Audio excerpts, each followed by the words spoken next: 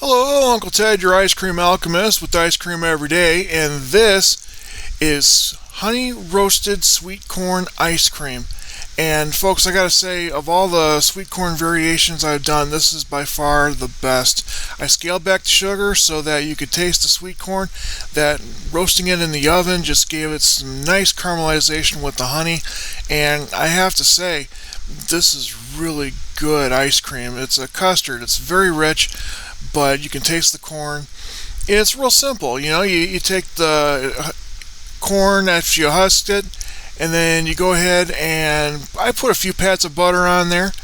I think maybe I used maybe a couple tablespoons of butter on each, and after that I drizzled some honey on there, and I baked it in the oven. I wrapped it in tin foil and baked it in the oven for 350 for an hour, and it came out very well. Now, yeah, I used a lot of butter, but it's worth it. And for honey, I would say that I use maybe a couple tablespoons for each ear.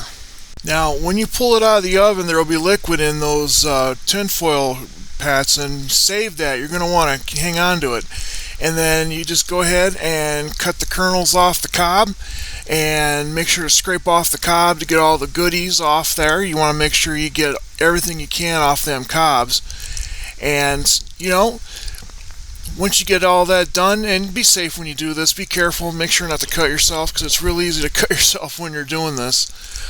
But once you get all that removed off the cob, then we're going to put that in a pan, and with the pan we're going to add 2 cups of whole milk, and we're going to cook that in our pan for we're going to cook it for maybe 30 to 45 minutes on low. What we want to do is get as much of the flavor as we can out of that corn, and like I said, I did get some of the caramelization into that milk.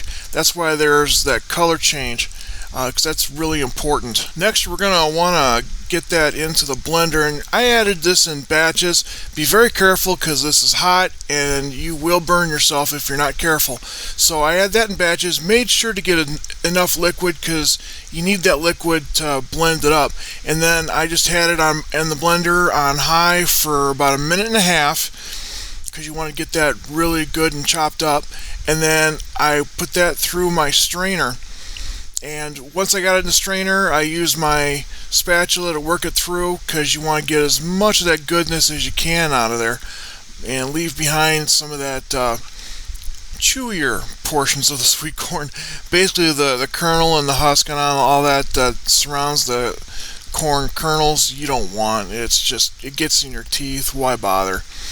So, but don't waste it, because you can actually use that in cornbread. But what we got here is 5 egg yolks with 3/4 of a cup of sugar, and now we're going to whip that until the volume triples and it gets to what they call ribbon stage. So we're going to whip that up until you get to the point where you can actually draw a ribbon into it, and then we're going to have 2 cups of heavy cream, 1 cup of whole milk. And yeah, that's the same pan where I cooked the corn in. I didn't actually, I didn't want to lose that flavor. And then I added half a cup of non-fat dry milk once it was warmed up, and got that in so nice and blended. You guys have seen me do this before. Then we temper our egg yolk and sugar mixture by adding it slowly into our eggs and whipping it up, so that you don't end up with cooked egg yolk and scrambled eggs. So we just want to bring that up to temperature slowly by tempering. Once we get it tempered, then we're going to put it back in our pan, and we're going to make sure that we keep whisking it, because it'll stick real easy if you don't. So make sure to keep whisking it until it gets to the point where you can draw a line in it. Once that's up to 165 degrees, we can take it off the heat and strain it, because you want to make sure that if there are any little pieces of egg, then we get those out of there. And once we get that strained, and be careful, this is really hot, so But once you get that strained and you get all the goodness out of the bowl and pan that you can, then we're going to go ahead and add a tablespoon of vanilla and a few drops of butter extract. Now, keep in mind that butter extract, some brands are really strong and some are not, so be careful because you can end up overdoing it.